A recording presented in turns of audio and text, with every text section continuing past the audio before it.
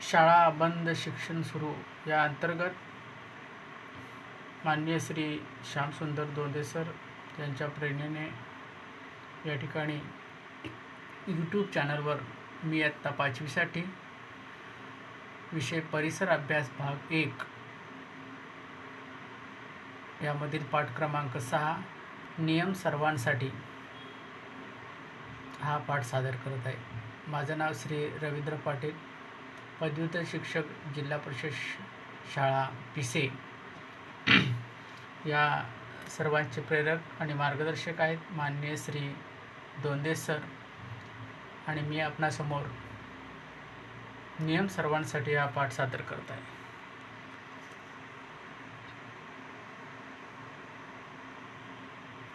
तर बघा, सांगा भाऊ मित्रांनो, आपल्या जीवनामध्ये अनेक प्रकारचे नियम असतात. वाहतुकीचे नियम असतात, आपल्या जीवनाचे नियम असतात, सार्वजनिक नियम असतात. आणि ह्या अनेक नियमामध्ये आपण जगत असतो. आता वाहतुकीचेच नियम आपण पाहूया. तर बघा, वाहतुकीचे नियम तुम्हाला माहीत असतील. वाहतुकीचे नियम कोणते आहेत, हे नियम पाळल्याने काय होईल असे तुम्हाला वाटते, यातील कोणता नियम तुम्हाला बदलावासा वाटतो, आणि वाहतुकीच्या शिस्तीसाठी आणखीन कोणते नियम असतात असे तुम्हाला वाटते. तर या बघा, तर हे या ठिकाणी वाहतुकीचे संकेत फलक असतात. आपण वेळोवेळी हे संकेत फलक रस्त्याच्या कडेला वेगवेगळ्या ठिकाणी पाहत असतो.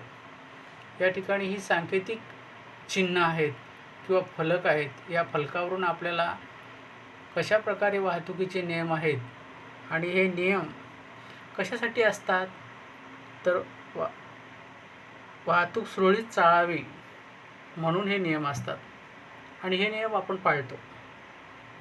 सामाजिक जीवनामध्ये प्रत्येकाने काय काम करायचं यासाठी काही नियम असतात. प्रत्येकाची जबाबदारी व कर्तव्य काय आहे हे कळावं यासाठी हे नियम असतात. नियमांच्या पालनानं आपल्याला व्यवहारामध्ये शिस्त निर्माण होत असते आणि आपण अधिक कार्यक्षमतेने काम करत असतो. नियम सर्वांसाठीच असतात, ते सर्वांना सारखेच असतात.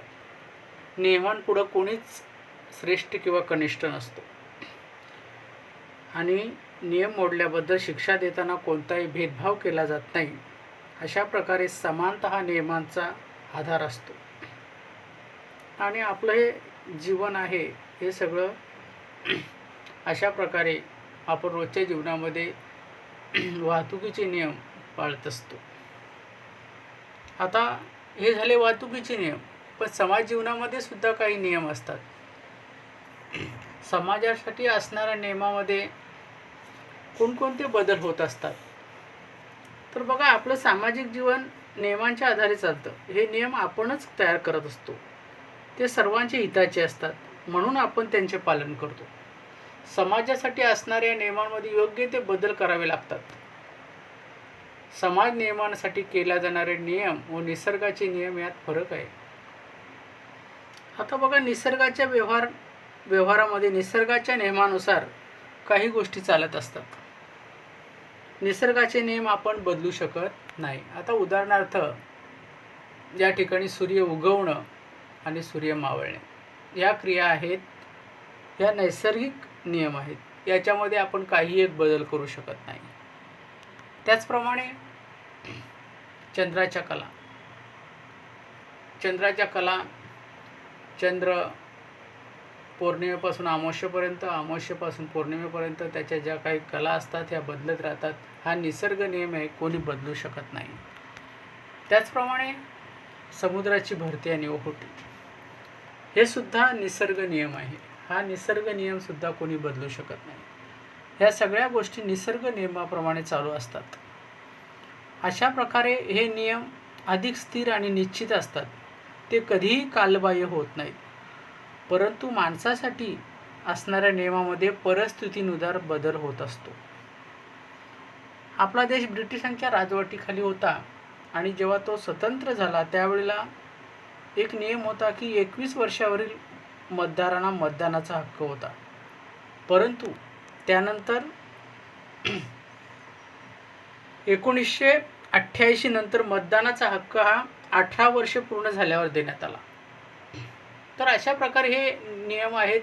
हे आपण निसर्ग नियम बदलू शकत नाहीत, पण सामाजिक नियम किंवा माणसांसाठी असलेले नियम आपण बदलू शकतो, आपण तयार करू शकतो आणि त्याचा योग्य समाज हितासाठी उपयोग करू शकतो.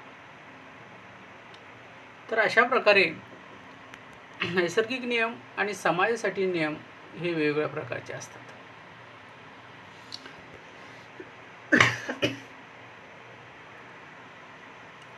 बघा, आपण शाळेत असताना सुद्धा वेगळे नियम होते आणि आपले आजी आजोबा असतील शाळेत तेव्हा वेगळे नियम होते, आपले पालक शाळेत होते तेव्हा वेगळे नियम होते.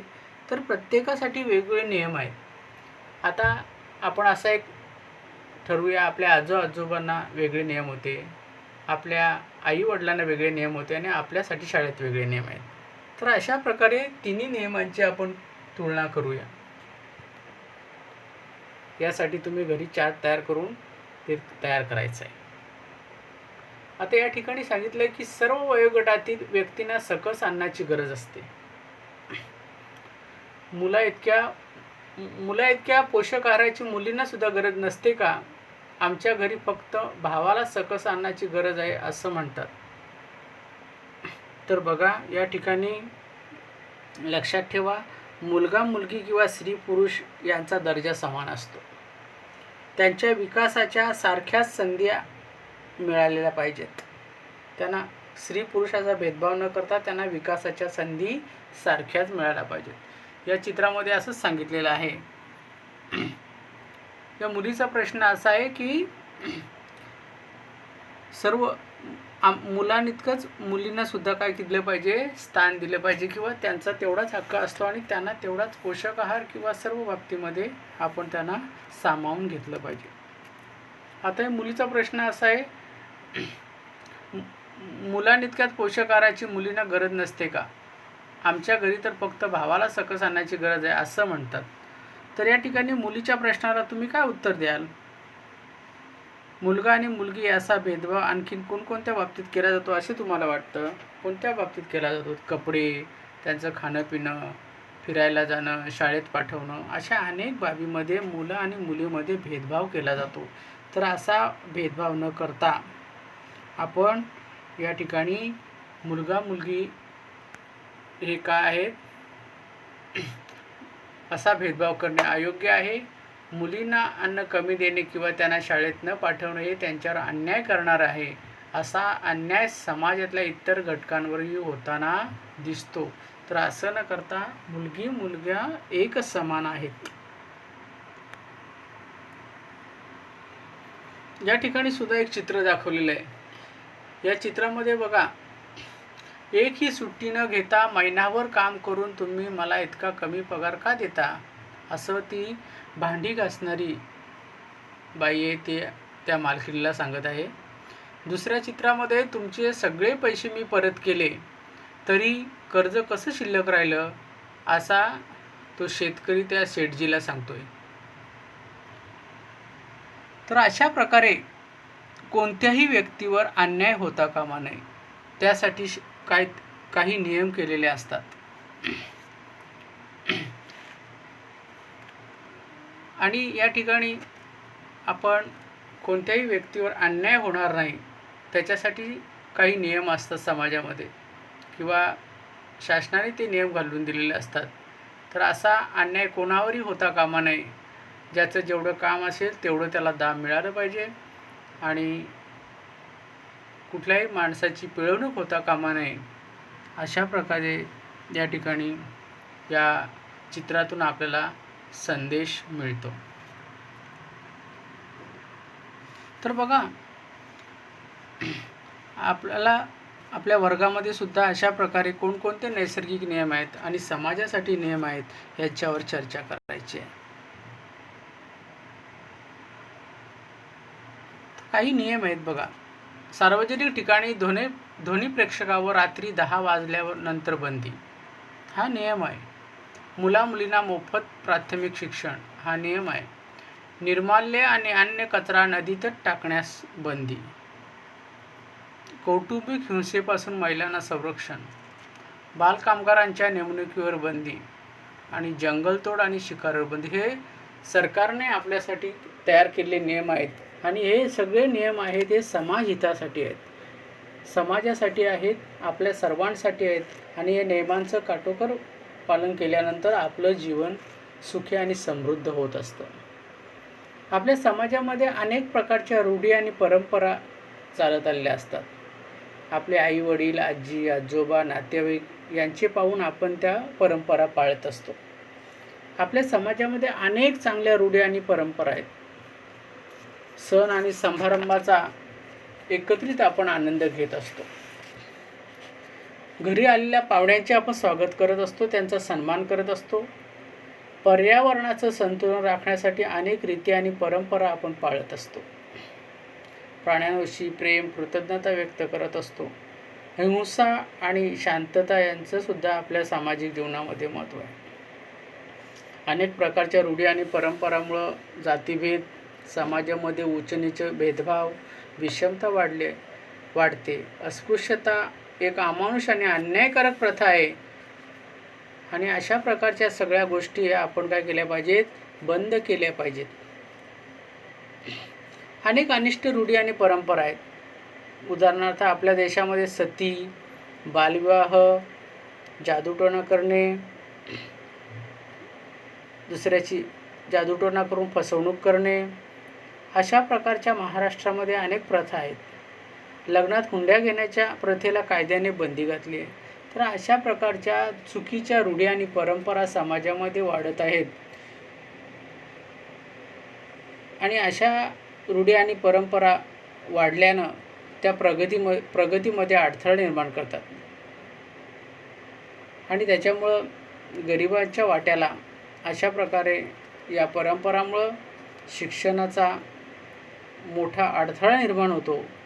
त्या रूढी आणि परंपरा योग्य वेळीच दूर केल्या पाहिजेत, तरच आपण या ठिकाणी चांगल्या प्रकारे जीवन जगू शकतो. आता या ठिकाणी कोणकोणते सामाजिक प्रश्न आहेत?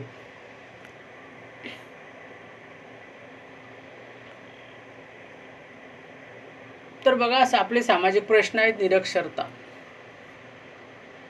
नंतर आहे बालविवाह, नंतर आहे अंधश्रद्धा आणि बालकामगार. तर बघा, 14 वर्षाच्या आतील मुलांना कोणीही कामास ठेवू नये. त्याचप्रमाणे बालविवाह, योग्य वयाच्या मुलामुलींचंच लग्न झालं पाहिजे आणि निरक्षरतेमुळं आपल्याला अनेक समस्यांना तोंड द्यावं लागतं. त्याचप्रमाणे अंधश्रद्धा या आपले सामाजिक प्रश्न आहेत, त्याच्यावर आपण मात केली पाहिजे. आता दुसरा घटक आहे, दुसरा भाग आहे पर्यावरण शिक्षण. समाजामध्ये समता आणि न्याय प्रस्थापित करण्यासाठी जसे कायदे आवश्यक असतात, तसे पर्यावरणाच्या रक्षणासाठी कायद्याची गरज असते. आपण अनेक बाबतीत निसर्गावर अवलंबून असतो. आपल्या अनेक गरजांची पूर्तता निसर्गामुळे होते. आपल्यानंतर येणाऱ्या पिढींना ही नैसर्गिक साधनसंपत्ती पुरली पाहिजे. त्यासाठी आपण या साधनसंपत्ती जतन केलं पाहिजे, ती काळजीपूर्वक वापरली पाहिजे. तर बघा, पर्यावरण रक्षण हे अतिशय काळाची गरज आहे. पर्यावरण रक्षणाने काय होतं, बघा ही मुलं आहेत, पृथ्वी दाखवलेली आहे आणि पर्यावरणाचं रक्षण, या अनेक प्रकारचा कचरा आणि आपल्या पृथ्वीवर अनेक प्रकारच्या गोष्टी आपण करत असतो आणि त्याच्यामुळं प्रदूषण वाढतं आणि पर्यावरण रक्षण करणं ही आपली काळाची गरज आहे. पर्यावरणामुळं निसर्गाचा समतोल बिघडतो आणि निसर्गाचं रक्षण करणं ही आम्हा सर्वांची जबाबदारी आहे आणि म्हणून आपण पर्यावरणाचं रक्षण केलं पाहिजे. मित्रांनो, तुम्हाला माहीत असेल, जातीभेद, स्त्री पुरुष समानता आणि स्त्री शिक्षणाचा अभाव या आपल्या समाजातील प्रमुख अडथळे होते. ते दूर करण्याचा प्रयत्न महात्मा ज्योतिबा फुले, राजश्री शाहू महाराज, डॉक्टर बाबासाहेब आंबेडकर यांनी केला. स्त्रियांच्या शिक्षणासाठी सावित्रीबाई फुले यांना मोठा संघर्ष करावा लागला. त्यांच्या सहकारी फातिमा शेख यांनी त्यांना मोलाची साथ दिली. महर्षी धोंडुकेशे कर्वे यांनी शिक्षणासाठी मोठे कार्य केले. आपणाला माहीत असतील आपल्या समाज सुधारक ज्यांनी आपल्या शिक्षणासाठी किंवा स्त्रियांसाठी आणि समाजासाठी अनेक सुधारणा केल्या. अनेक महान समाज सुधारकांची या ठिकाणी तुम्ही त्यांना ओळखत असाल, त्यांची चित्र पाहत असाल. मदर तेरेसा असतील, डॉक्टर बाबासाहेब आंबेडकर असतील, राजाराम मोहन राय असतील, महात्मा गांधी असतील, महर्षी धोंडुकेशे कर्वे असतील, बाबा आमटे असतील, सावित्रीबाई फुले असतील, ज्योतिबा असतील. तर अशा अनेक थोर पुरुषांनी समाज सुधारणेसाठी मोलाचं सहकार्य केलेलं आहे, मोलाचं योगदान दिलेलं आहे, आपलं आयुष्य वेचलेलं आहे. असे हे आपले भारताचे समाजसुधारक. तर अशा प्रकारे मित्रांनो, आपण आज शिकलो माणसांसाठी असणाऱ्या नियमांमध्ये बदल होतात. पूर्वीच्या काळी नियम हे धार्मिक परंपरा आणि सामाजिक रूढीच्या स्वरूपात होते. आणि तिसरं आहे अनिष्ट आणि अमानुष रूढी आणि परंपरांच्या विरोधात कायदे केले जातात. तर या 3 महत्त्वाच्या गोष्टी आज आपण शिकलो. आता आपणाला या पाठावरील स्वाध्याय सोडवायचे आहेत. आपण नियम सर्वांसाठी हा पाठ संपूया. सर्वांचे आभार. धन्यवाद.